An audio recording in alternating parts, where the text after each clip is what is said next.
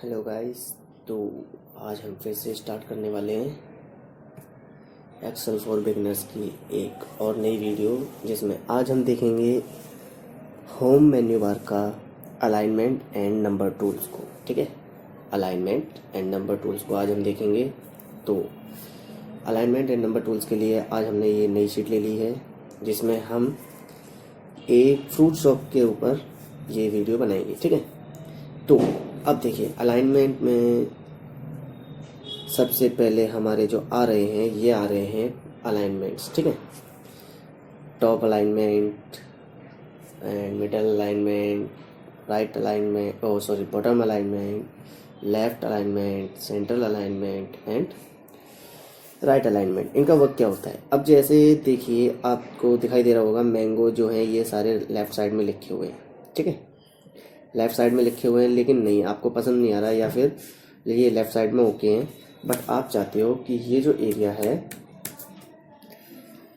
ये मैं चाहता हूँ सेंटर में आए। ठीक है, तो हम क्या करेंगे, यहाँ पर जाके इसको सेंट्रल अलाइनमेंट दे देंगे। अब जैसे ही मैंने इसको सेंट्रल अलाइनमेंट किया है, तो आप देखिए ये सारे के सारे नाम क्या हो गए, सेंटर में आ चुके हैं। मैं एक बार फिर से दिखा देता हूँ। कंट्रोल Z किया तो अभी कहाँ है, लेफ़्ट साइड में है। जैसे ही मैं इन्हें सेंटर करता हूँ तो सेंटर आ जाएंगे।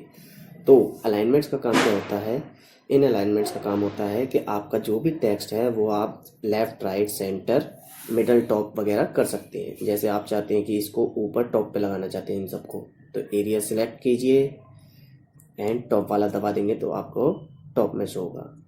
मुझे सेंटर में ज़्यादा पसंद आता है, तो इसलिए हम मिडल एंड सेंटर लेंगे। मिडल एंड सेंटर अलाइनमेंट को हम ले रहे हैं हेडिंग्स के लिए। ठीक है, इसी तरीके से जैसे आपको ये नंबर्स दिखाई दे रहे हैं, ये राइट साइड में है, इनका अलाइनमेंट राइट साइड में जा रहा है। इनको हम क्या करेंगे, सिलेक्ट करेंगे पहले, और मैं चाहता हूँ ये भी मुझे सेंटर में शो हो, तो सेंटर पर क्लिक कर दिया एंड मिडल हमने कर दिया। ठीक है, अब क्या है कि ये सारे जितने भी हैं, और इसके अलावा जितना एरिया मैंने सेलेक्ट किया उसमें आगे भी अगर कोई मैं टेक्स्ट लिखता हूँ तो वो क्या आएंगे, टेक्स्ट या नंबर अगर लिखता हूँ तो वो सेंटर में ही आएंगे। और अगर मैं इन सबको नीचे वालों को लेफ़्ट कर देता हूँ, और अब मैं अगर इसमें कुछ भी लिखता हूँ तो ये देखिए ये लेफ़्ट साइड में आएगा। तो ये होते हैं हमारे इन अलाइनमेंट्स का वर्क। अब अगला आता है हमारा ओरिएंटेशन। ठीक है, ओरिएंटेशन का वर्क क्या होता है कि जैसे ये जो हेडिंग है, आप चाहते हैं कि इस हेडिंग को हम थोड़ा सा तिरछा लिखना चाहते हैं, तो आप क्या करेंगे, इस हेडिंग को यहाँ पर जाएंगे एंड यहाँ पर जो भी आपको पसंद आ रहा है इन दोनों में से, जैसे अगर आप नीचे से ऊपर की तरफ लिखा हुआ दिखाना चाहते हैं अपनी हेडिंग को, या फिर ऊपर से नीचे की तरफ, आप वही ऑप्शन चूज़ कर लेंगे। जैसे मैंने लिया anti clockwise, counter clockwise, and then आप देख सकते हैं कि आपका जो हेडिंग्स हैं वो किस तरीके से तिरछे हो चुके हैं। तो ये आपके हेडिंग्स आ चुकी हैं। ऐसे ही अगर आपको ये वाला पसंद नहीं आता तो आप हेडिंग को दूसरे उसमें भी डाल सकते हैं। जैसे हमने इसको लिया और हमने इसको एंगल क्लॉकवाइज कर दिया, तो ये दूसरी तरफ से मुड़ चुका है। ठीक है, अब इसी तरीके से आप चाहते हैं कि कोई टेक्स्ट है जो आप वर्टिकली या हॉरिजॉन्टल उसमें लेना चाहते हैं, तो जैसे मैंने यहाँ पे लिख दिया the dog and then enter मार के मैं इस टेक्स्ट को चाहता हूँ वर्टिकली फॉर्मेट में। तो जैसे ही मैं इस पर क्लिक करूँगा तो आपको दिखाई दे रहा होगा ये किस फॉर्मेट में आएगा, द वर्टिकली फॉर्मेट में द डॉग लिखा आ चुका है। अब इसी तरीके से अगर आप चाहते हैं और यहाँ पर रोटेट टेक्स्ट अप कर देते हैं तो टेक्स्ट अप हो जाएगा, मतलब आप इस तरीके से देख सकते हैं किस तरीके से लिखा हुआ आ रहा है। अगर टेक्स्ट डाउन करते हैं तो टेक्स्ट डाउन हो जाएगा। ठीक है, तो ये सारे ऑप्शंस आप एक एक बार देख सकते हैं खुद करके भी। अब अगली चीज़ आती है, जैसे हमने इसको सिलेक्ट किया था, ठीक है, तो ये एक बार में ही इतना तिरछा हो गया, लेकिन हम चाहते हैं इतना ज़्यादा तिरछा ना हो। ठीक है, तो हम क्या करेंगे, उतने एरिया को दोबारा से सिलेक्ट करेंगे एंड देन हम यहाँ पे जाएंगे एंड फॉर्मेट सेल अलाइनमेंट पे हम क्लिक करेंगे। इसके बाद ये आपके पास एक डायलॉग बॉक्स आ जाएगा, जिसमें आप क्या करेंगे, अपने हिसाब से आप कितना तिरछा अपने टेक्स्ट को दिखाना चाहते हैं उतना आप सिलेक्ट करें। जैसे मैंने इसको 15 कर दिया है एंड देन मैंने कर दिया ओके, -15 करके मैंने कर दिया ओके। तो आप देख सकते हैं कितना आपका टेक्स्ट जो है टर्न आ रहा है। ठीक है, ऐसे ही आप अगर और ज़्यादा दिखाना चाहते हैं तो डायरेक्ट भी क्लिक कर सकते हैं। आपको कितना तिरछा दिखाना है आपका टेक्स्ट उतना ही तिरछा शो आपको होगा। ये लीजिए, तो जो भी आपको पोजीशन अच्छी लगती है आप उस पोजीशन में अपने टेक्स्ट को शो कर सकते हैं। चलिए तो हम आगे बढ़ते हैं। अब अगली बारी आती है हमारी इंक्रीज और डिक्रीज इंडेंट की। ठीक है, इनका वर्क क्या होता है, पहले मैं इसे हटा देता हूँ, ये हमारी किसी कंपनी। इंक्रीज और डिक्रीज इंडेंट, अब जैसे आप कहीं किसी जगह पर मतलब किसी सेल में पैराग्राफ लिखते हैं, जैसे मैंने लिखा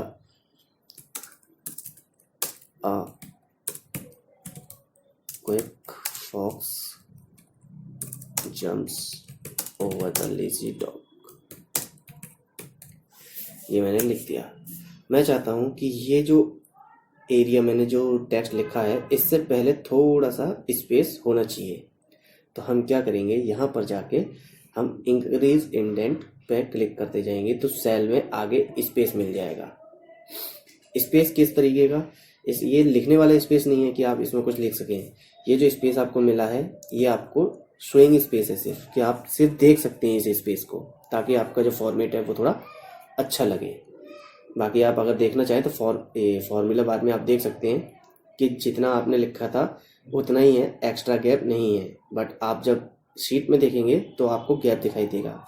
तो ये इसलिए हम इंक्रीज और डिक्रीज इंडेंट का यूज़ करते हैं ताकि हमारा फॉर्मेट जो है अच्छा भी लगे और हमारा जो रिटर्न है डॉक्यूमेंट, जो टेक्स्ट हमारे रिटर्न है वो हिले भी ना। तो इसी तरीके से हम इसको डिक्रीज भी कर सकते हैं। अगर हमने ज़्यादा इंक्रीज कर लिया है तो हम इंडेंट को डिक्रीज भी कर सकते हैं। ठीक है गाइस, तो चलिए आपको ये भी पता चल गया, अलाइनमेंट के ये टूल्स तो आपके हो गए हैं। अब आपका आता है रैप टेक्स्ट और देन मर्ज एंड सेंटर।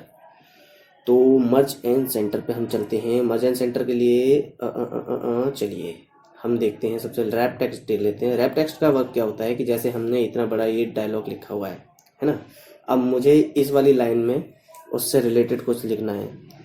जैसे मैं डालना चाहता हूँ कि ये क्या है, अब स्टोरी, ये एक स्टोरी है। तो आपका ये जो टेक्स्ट है वो तो पूरा ढक गया है ना। तो अगर आप चाहते हैं कि ये भी आपका शो होता रहे और इस वाली सेल में भी इसका इफेक्ट ना पहुंचे, तो आप क्या करेंगे, रैप टेक्स्ट पे जाके क्लिक करेंगे। तो रैप टेक्स्ट क्या करता है कि जितना आपने टेक्स्ट लिया है उस टेक्स्ट को उस सेल के अंदर ही बाउंड कर देगा।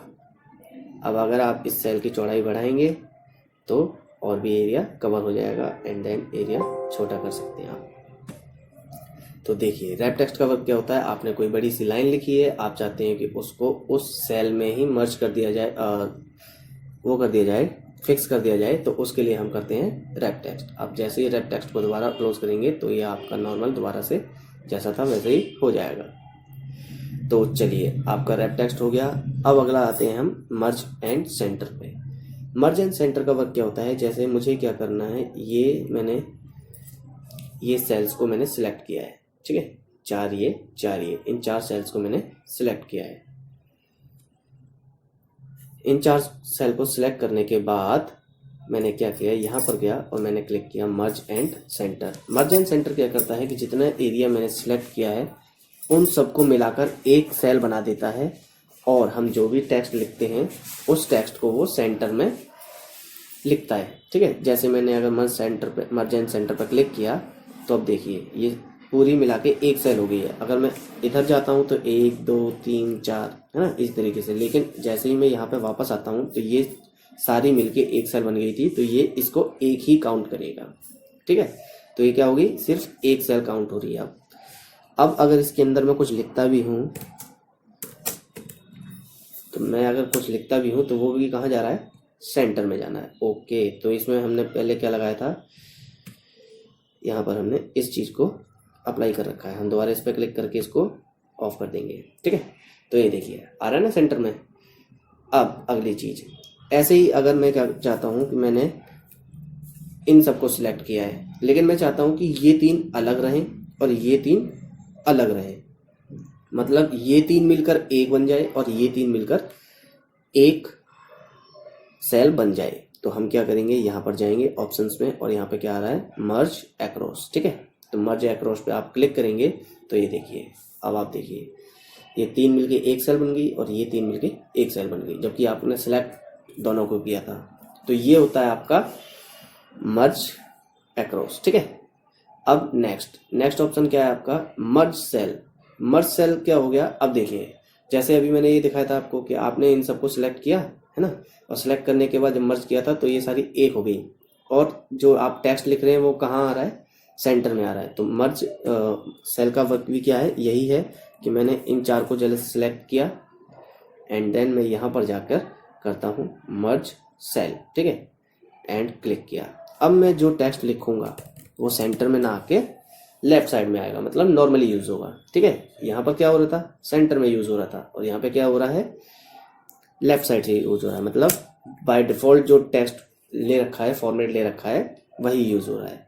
तो ये होता है आपका मर्ज सेल। ठीक है, तो चलिए अब पहले हम क्या कर लेते हैं, इसको अनमर्ज कर लेते हैं। तो अनमर्ज करने के लिए भी आप यहाँ पे जाएं और यहाँ पर जाके अनमर्ज पे क्लिक कर दीजिए। तो ये सेल आपके द्वारा पहले जैसी हो गई, ऐसे ही हम इसे भी अनमर्ज कर लेते हैं। तो यहाँ पर जाके भी हमने इसको अनमर्ज कर दिया। अब हमारी इनकी बारी, तो इन दोनों को भी हम सेलेक्ट करके कर लेते हैं अनमर्ज। तो ये भी आपकी पहले जैसी हो गई है। तो आई थिंक आपको ये समझ में आ चुका होगा कि अलाइनमेंट के अंदर क्या वर्क होता है। ठीक है, अब अलाइनमेंट आपको पता चल गया।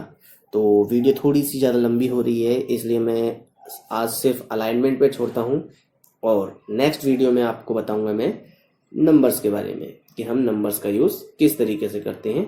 ठीक है गाइस, नंबर्स का यूज़ किस तरीके से होते हैं, मैं थोड़ा सा डेमो दिखा देता हूँ आपको कि इसमें होता क्या है। कि जैसे आप देख सकते हैं यहाँ पे क्या लिखा है, 5 kg, यहाँ पे लिखा है 4 kg, यहाँ भी 4 kg एंड यहाँ 3 kg। ठीक है, यहाँ पे 5 kg, 4 kg, 3 kg इस तरीके से लिखा है। बट आप अगर यहाँ पे फॉर्मूला बार में देखेंगे तो सिर्फ क्या दिखाई देगा, 3। 4 पे क्लिक कर रहे हैं तो क्या दिखाई दे रहा है, सिर्फ 4 है ना, kg नहीं दिख रहा है। तो इन चीज का यूज कहाँ से करते हैं हम, ये काम करते हैं हम नंबर्स से। ठीक है, तो ये वीडियो में आपको नेक्स्ट उसमें दिखाऊंगा कि किस तरीके से इन चीज़ों को हम यूज़ करते हैं। ठीक है गाइज, तो आज के लिए सिर्फ इतना ही। फिर मिलते हैं अगली वीडियो में, तब तक के लिए बाय बाय, टेक केयर।